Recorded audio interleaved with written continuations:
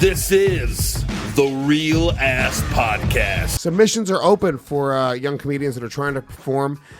If you guys want to submit to Skankfest, you could submit your 3 to 8 minute tape via Vimeo or YouTube link to skankfestnyc@gmail.com. Submit a tape. There's no fee. We're not fucking assholes. Anybody out there charging young comedians to watch their tapes, it's a fucking scam. It's a scam. How happy are you, though, when we had someone 750 people submit last year. But I'm saying, how happy are you when they submit 3 minutes instead of 8? I mean, you're not watching 8, right? Nobody's watching 8. Nobody's watching nobody. Here's what you need to do. First minute. I'll give you guys Skankfest, by the way, coincidentally, my second biggest credit before.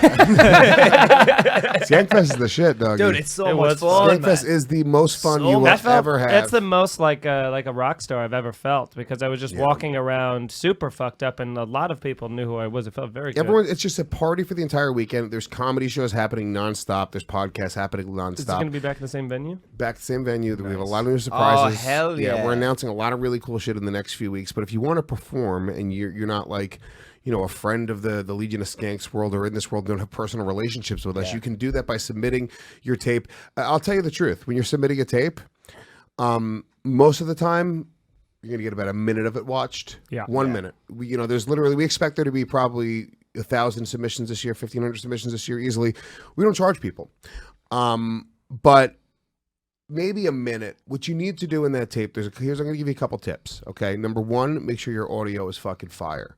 Make sure your audio is really good. If you can have the audio recorded from a board, and then sync that with even it's just a cell phone video, because cell phone video is fine. Okay. But if you could have the audio recorded from the board, so you have a nice, clear sounding video, that will make a huge difference, because most people submit cell phone videos. Most of the time, the audio is hollow and shitty. And it stands out when you have something that looks and sounds good. It jumps out at you when you're watching, hundreds of tapes and you're going through it. It's just very monotonous. And then number two, make sure you have a fucking big punch in the first 10, 20 seconds of that set. Yeah. If you have a big long fucking setup in your first, I'm telling you right now, they're never getting to it. There's nobody has the amount of time. We have 3 people that go through the videos. We're probably actually hiring people to help this year because it's going to get so crazy. But these are 2 little bits of advice that, not only that I'm giving to other people, I give to myself. Watching tapes for Skankfest a couple years ago, I was like, oh shit, I just sort of learned those things. I was like, if I'm going to submit a tape, I'm going to make sure that it has really good audio and video. Audio, number one. But number two, I'm going to make sure that I get to a punch very quickly. And it's a big fucking loud punch. It's very funny. Quick, good joke up front. So the submissions are open February 4th through March 4th. So if you guys want to submit for that, shoot an email to skankfest@gmail.com. Include a headshot, include a bio, obviously, but include a 3 to 8 minute link to Vimeo or YouTube.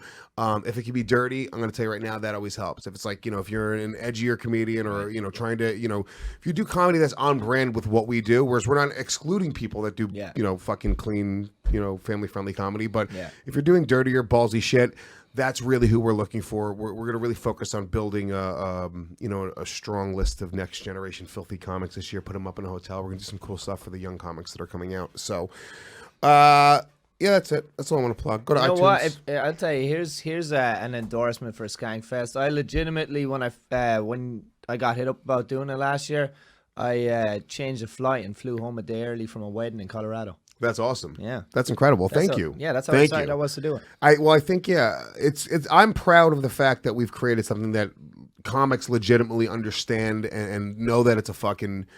It is a fun time, and it does. I feel there's a sense of pride that people kind of respect the festival. It's not like a bullshit whatever else. The Irish Goodbye Beer Pong Tournament, the IGP-BT, was packed. Maybe me and the producers at our meeting this past week talked about bringing it back this year. Who knows? Saying maybe there was I think it was 30 people playing. It was pretty crazy, and then there was a huge cash prize. Maybe we talked about doing an entire weekend tournament where we really spice things up. Ooh, baby boy. Well, that was my number one complaint about Skankfest. I just wish everyone was drunker.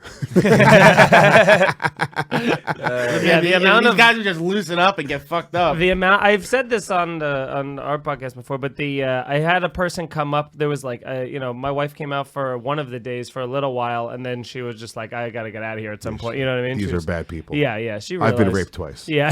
So I put her in a cab to the hospital, and then I cab ambulance. Yeah. Yeah, whatever. whatever it was sirens. And I go to come back in, and somebody was like, Mike Feeney, Irish Goodbye, Legion of Skanks, fucking real ass pod. And I was like, oh, what's up, man? And then I like looked. I was so stoned and drunk. I looked at him. He just went, whoa, you are fucked up. And I was like, all right, man, get out of here. I like ran into the fucking darkness. I was like, don't point that out. You really do, like, it turns into like almost like summer camp, like a vacation type Your thing. fans are insane. Yeah. They are fucking like I remember just walking outside of Brooklyn Bazaar and just like these two dudes are going, whoa, it's fucking Sean Finnerty, man. Yeah, we dude. love you on Roast Masters. I was Yeah. like, what? Well, that's the other thing is like these are passionate comedy fans Yeah. that really appreciate Big good fans. comedy.